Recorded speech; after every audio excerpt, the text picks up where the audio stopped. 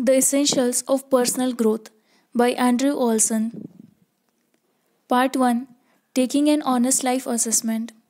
How healthy are you? What impacts are you making in your career?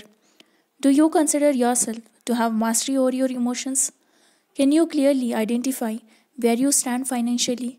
As you begin your path towards personal growth, it's important to take a complete assessment of your life as it stands in this moment. When you have a clear picture of your current life situation, you can begin to set the right goals and move towards the success that you desire. Before you can set goals, taking an eye opening life assessment exercise will help you create an accurate picture of your strengths and weaknesses, but most importantly, it will help you set goals that are more fulfilling and that you have better chance of accomplishing. Many people set goals and fail over and over again. They often cite lack of discipline, not enough skill, or a number of other reasons for their failure.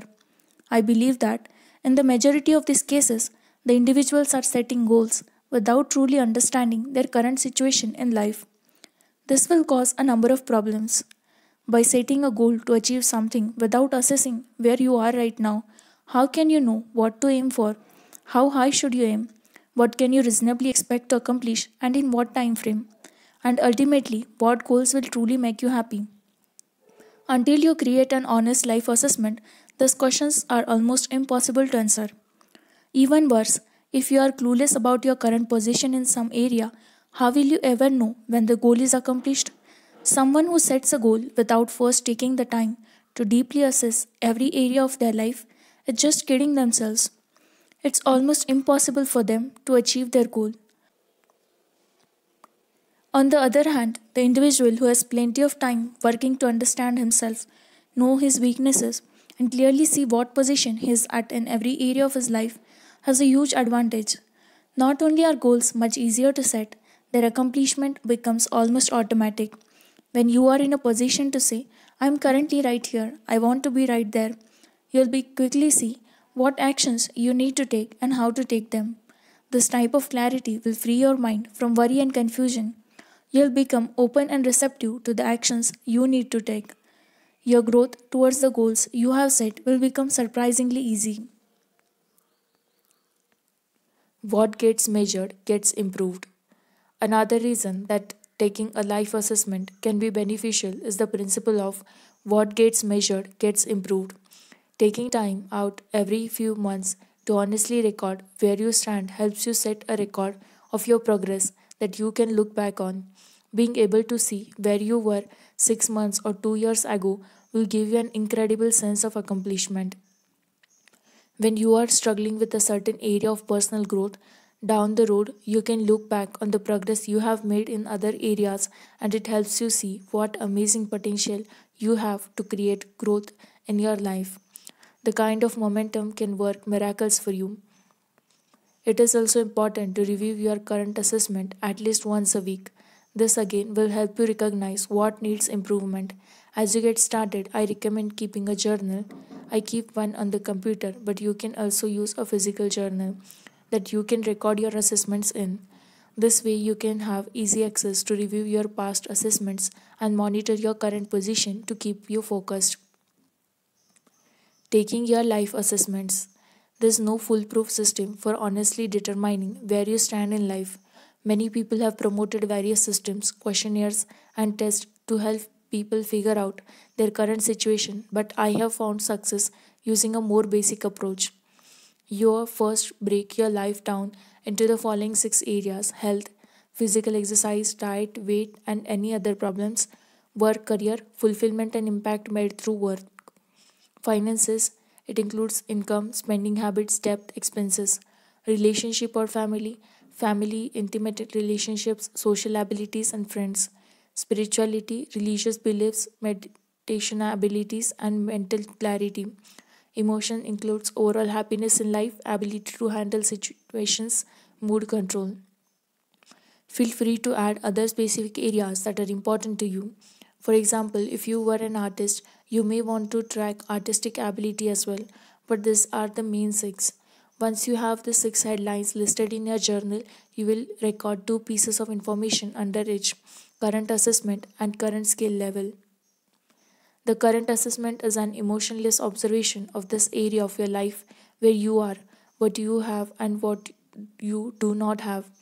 Current skill level is a judgment of your abilities in this area. This don't need to be too long. One solid paragraph for each observation should be enough. The value of this model is that, in addition to simply recording your current position, you are also assessing your abilities and skills in each area, which will prove valuable as you begin to set goals and pursue growth. You'll quickly see what you need to brush up on. You may notice that communication skills, for example, are lacking. This is a great opportunity to read books or attend workshops on the subject of communication. I recommend doing this exercise away from your home and your everyday life, possibly on a vacation or some place close by that you find peaceful and relaxing. At the very least, make sure you are in a quiet room where you won't be disturbed during the process. Before you begin the exercise, you may feel that there are certain areas where you don't have a strong desire to grow. It's still important to complete all six areas. The six pieces of your life are like a chain. If you neglect one link, the whole chain becomes much weaker. Ignoring your health, for example, can cause many complications down the road that can prevent you from accomplishing your goals of making an impact through your career. Being honest with yourself. For many of us, our ego likes to see itself as much more successful, sexy, powerful than it really is. Almost unknowingly, our subconscious minds may create truths in this exercise that are, well, exaggeration to say the least. It's important to watch out for this possibility. There are two effective ways of making sure that you are staying honest with yourself. First, once you are complete with the assessment, ask yourself the following question for each item. Is this statement true based on how I have acted in the last 7 days? By limiting yourself to a very specific period of time, it forces you to think of your specific past actions rather than what you may hope you act like. Second, if you have doubts, ask someone who knows you well and will tell you the truth.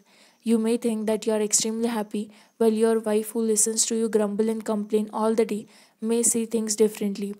These individuals will be able to give you insights that you have not seen. Make it a practice to ask someone supportive and honest when you have a question about yourself. You'll be surprised at what others can see that you may have missed. Once you have compiled the assessment of your current situation and your skill level in all six areas, be sure to date it and keep it in a journal or notebook where you will have easy access to it. Remember to constantly, at least once per week, review your month recent assessment. This will keep your thoughts directed towards the areas that need growth in your life. You will never be complete. If you do this exercise right, you should find at least some imperfect observations and lacking skills in all six areas. This is fine. The point here is not to be perfect. In fact, the more imperfections you find, the more opportunity for growth you have. How would it feel to do this exercise and recognize that you are perfect in every area? What would you do with the rest of your life? Just simply record your assessment accurately and without emotions. Even if you are not ready to make a change, you must first be true and honest with yourself. It's fine to recognize a problem and admit that you're not big enough to make a change yet. But it's not fine to ignore the problem.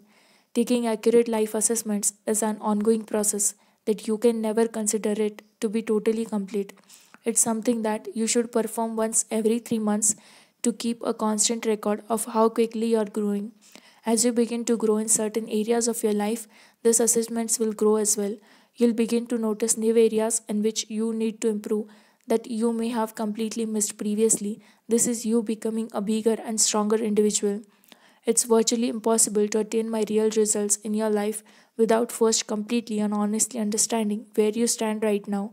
Take some time over the next 24 hours to create your life assessment. With your life clearly laid out in front of you, you'll be being to feel a new sense of power on your journey towards success. Part 2, Purposeful Decision Making. Life can seem like constant struggle for some. They got out of bed, recognize how they don't have what we truly want in life, become unhappy or angry with their situation, and repeat day after day. Every once in a while, they may muster up enough courage to set an audacious goal to change, but within a week or two, they are back to where they have been for years. There are others who wake up every day with a smile, ready for any challenges that come their way. These individuals seem to have a knack for succeeding with the goals they set. No matter what they set out to accomplish, it somehow gets completed. The difference between these two group of people is not luck, not special talents or any other skill. It simply comes down to their power to make conscious decisions. The first group feels that they are powerless and accepts life as it comes. The second group embraces the control they have to decide the course of their life from the inside out. You may look at yourself in the mirror and think that you are overweight, you are broken financially, you don't have any fulfilling relationships, etc. All of these things may be 100% true as you see yourself. This is the person that you are physically looking at and observing. But what you may not recognize is that you choose to be this person. Every day of your life, you woke up and, in some way or another, made the decisions that the broke or overweight person you would make. This can be a difficult concept to accept, but it's the truth. No one ate that cheeseburger for you. No one else made poor choices that you got in debt. Even for seemingly bad luck, like getting in a car accident, no one else made you get in the car that was in the accident. If you look deep enough, you'll see that every single outcome in your life is the direct result of the decisions you have made. This can be wonderful news or this can be slightly depressing news, depending on the quality of your past choices. Either way, isn't it amazing to know that we have that much control over our lives?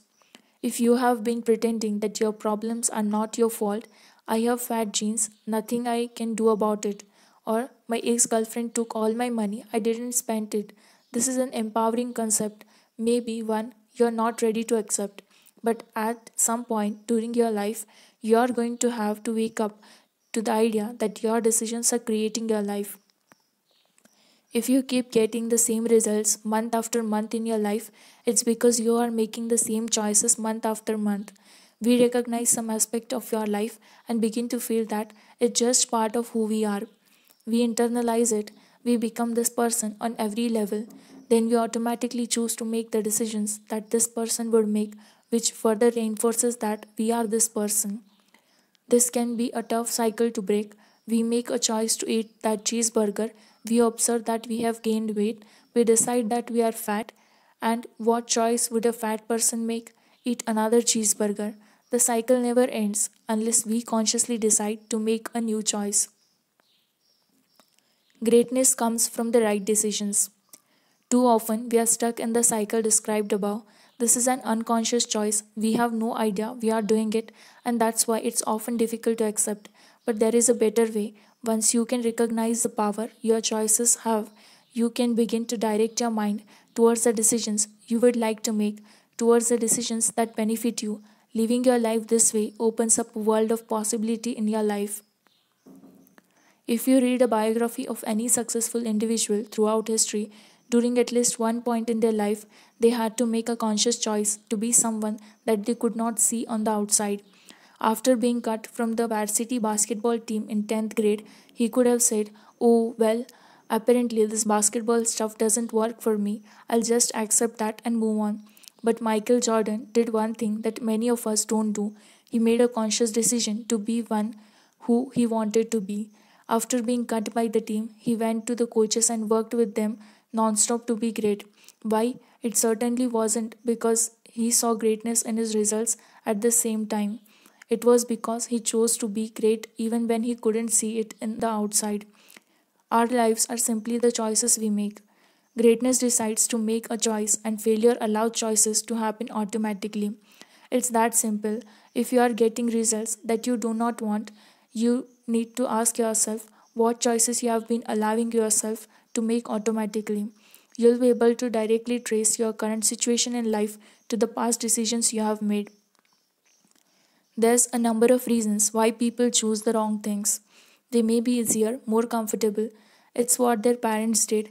They think God wants them to do it, etc. I would encourage you to take an assessment your whole life and then look for areas that you do not want. For it, ask yourself, I choose to be this person. What reason did I have for making this decision?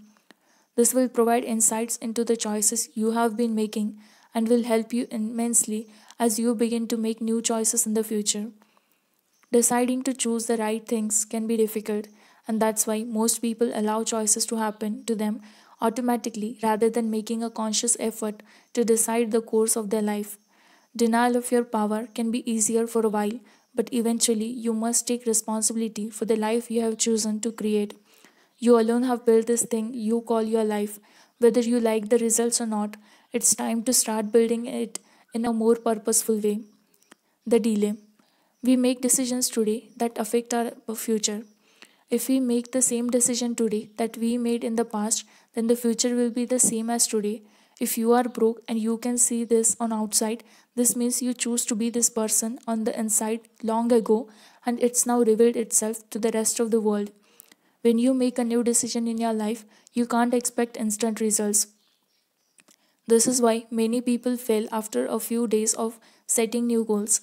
They have great momentum and willpower for all of 48 hours, and when they don't see results, they give up and revert to the old, easy, automatic choice. You have to put the work on the front end in order to get results on the back end. In order to lose weight tomorrow, you have to stop overeating today. It may take weeks before you begin to see a measurable improvement, but with constant dedication, eventually your future will reflect the positive choices you made today. Goals are decisions. I have learned to start thinking of goals as decisions.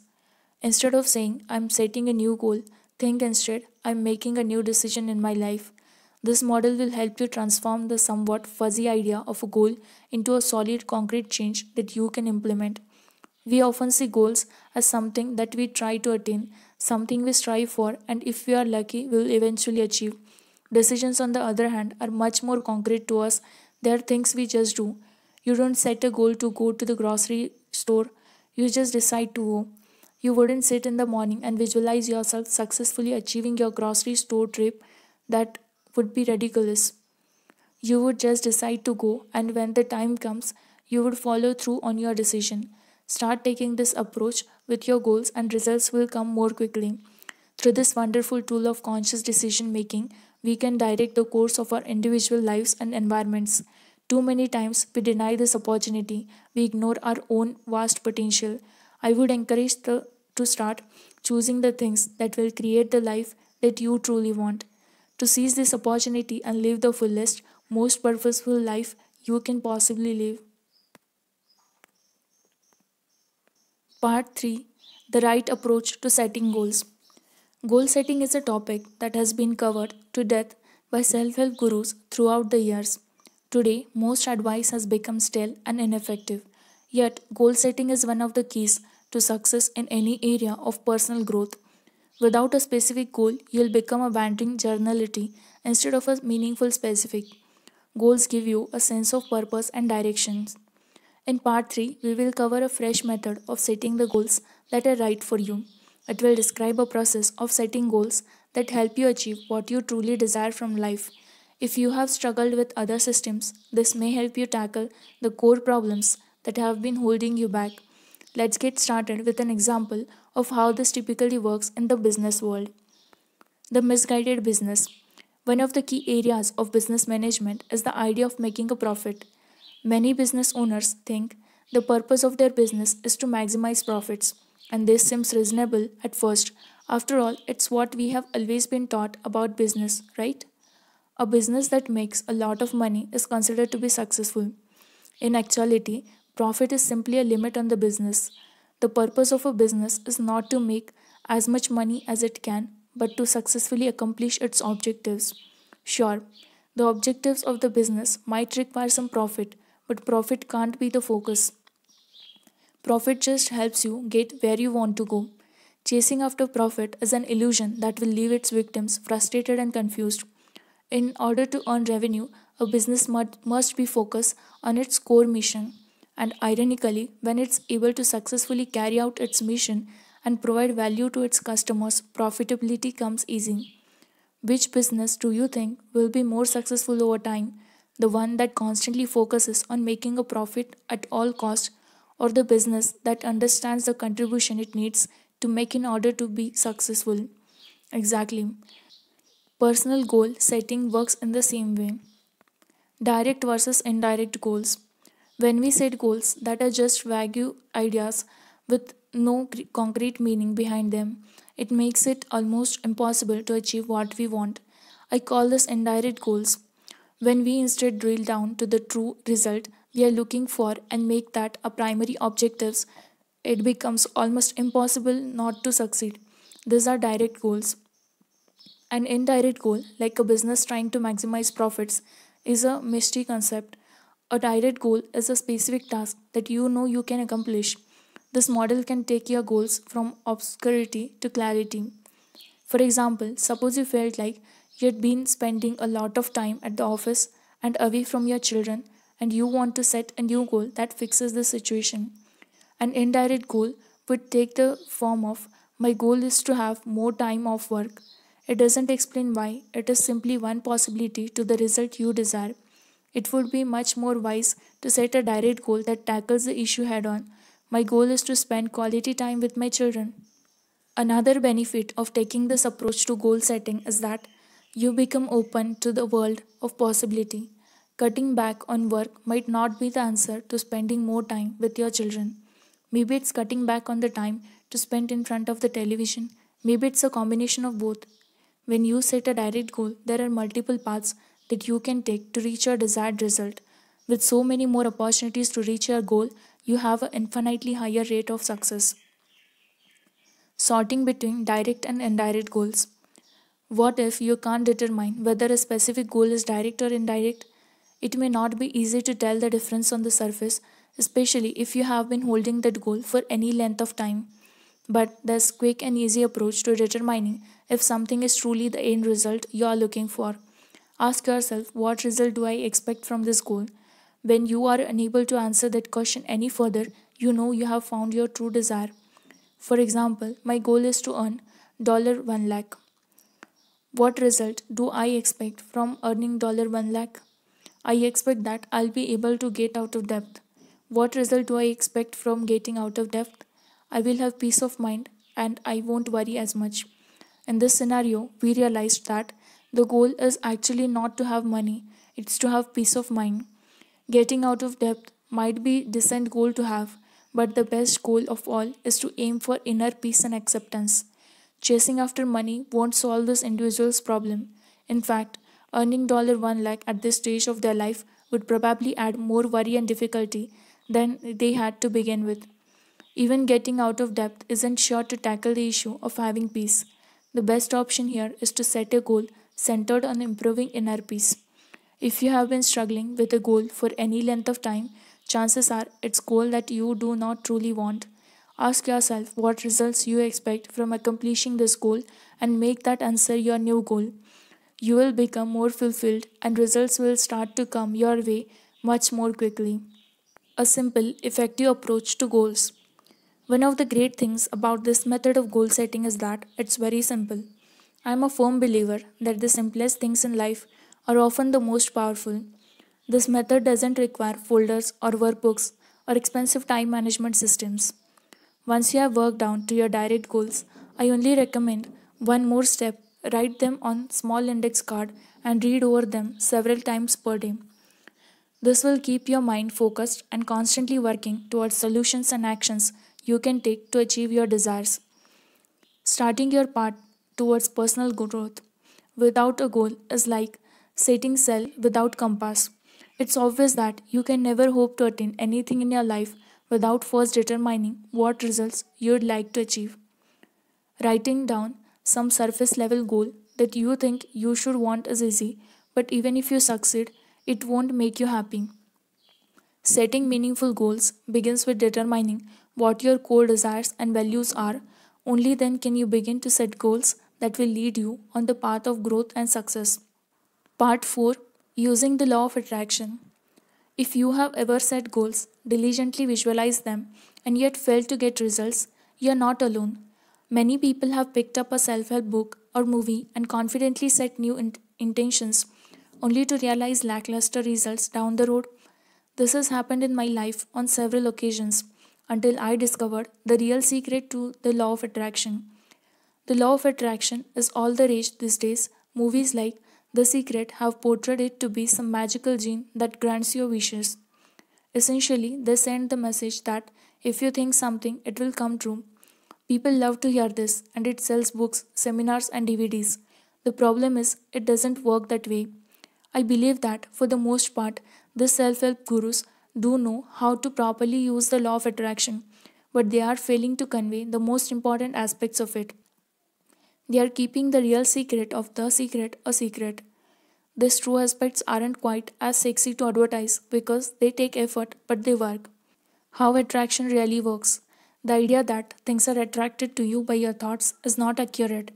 Try going to a dark room and thinking hard about having $1 million dropped on your doorstep. Good luck. Instead, things are attracted to you by the vibrational energy within you. This energy is much more than just thought. It's your core being, the person that you are right now. If you try to pour water into oil, they won't mix well because, on a core level, they are not the same. This principle applies to intentions as well. If you are acting like oil and your goal is water, it's just not going to happen. The solution then is to change who you are to match the oil, and results will be to come quickly. The law is that whatever energy frequency you're on, things on that frequency will be attracted back to you and you to them. Changing your core frequency. The frequency of who you are is like a radio wave. In order to hear the music, you have to tune your dial to the right station. Changing your frequency is the same as changing the dial. You may currently be on a very different station than the one of your goals, so you are getting very different playback in your life. Changing this dial in our lives involves changing who we are, our being. It goes far beyond just thinking a thought. You have your current results in life because of the person that you are. Change who you are and you will have different results. It's that simple. But how do you change who you are? You can't pretend to do something or trick yourself into believing something that isn't real. My problem with visualization is that when you intend something by visualizing, you're drawing that visualization into your life, not the thing itself. For example, have you noticed that when you intend something, you always see it around you?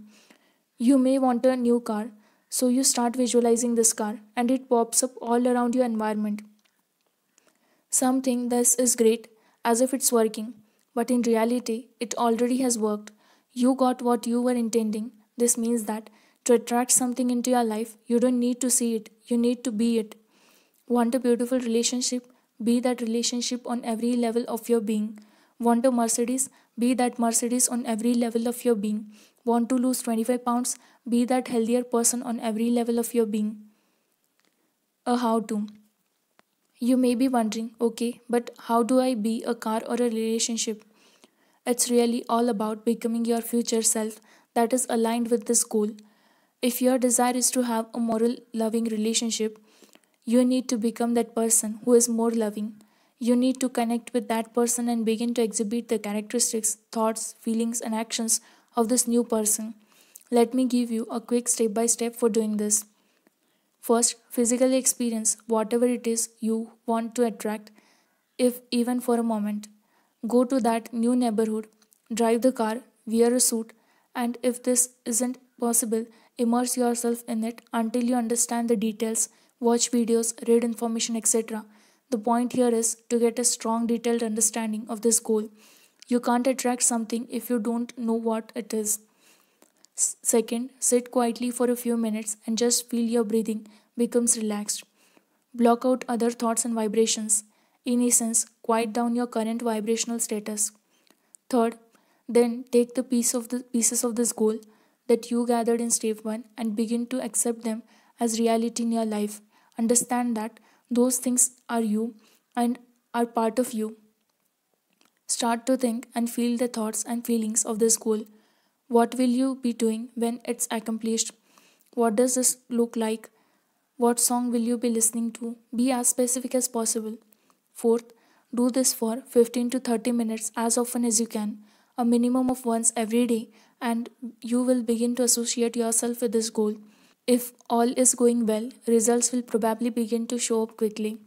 There's a good chance that if you are able to accurately connect with these vibrations, it will begin to happen fast.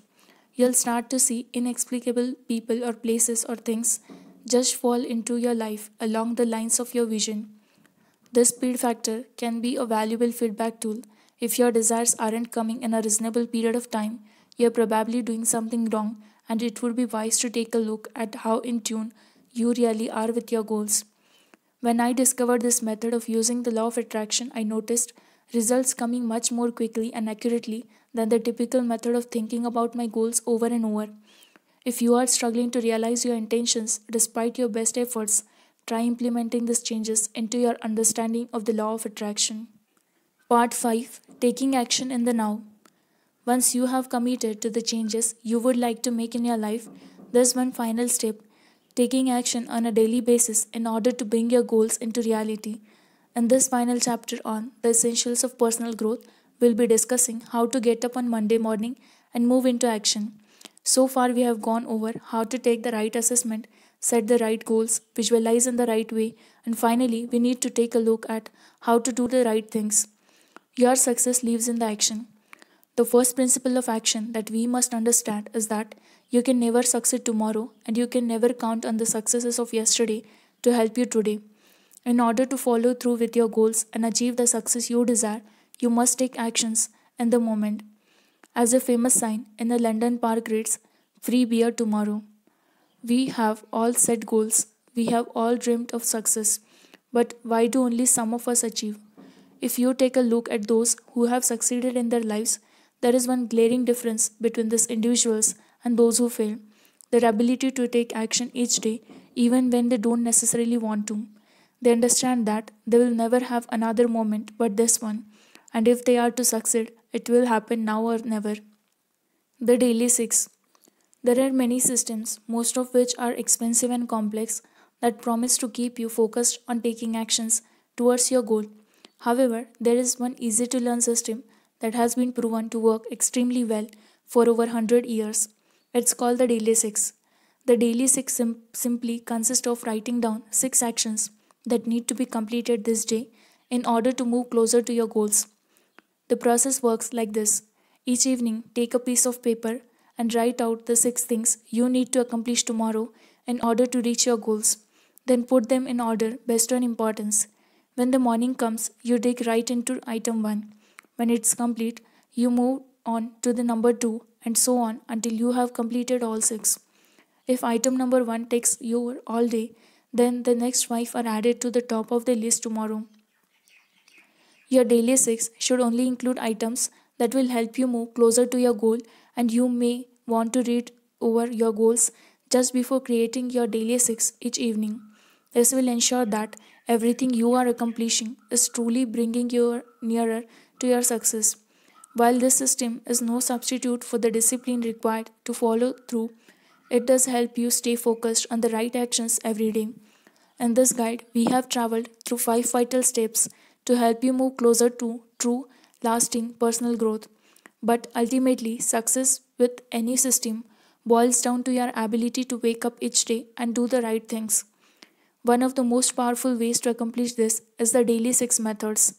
Remember, a goal without action is simply a dream.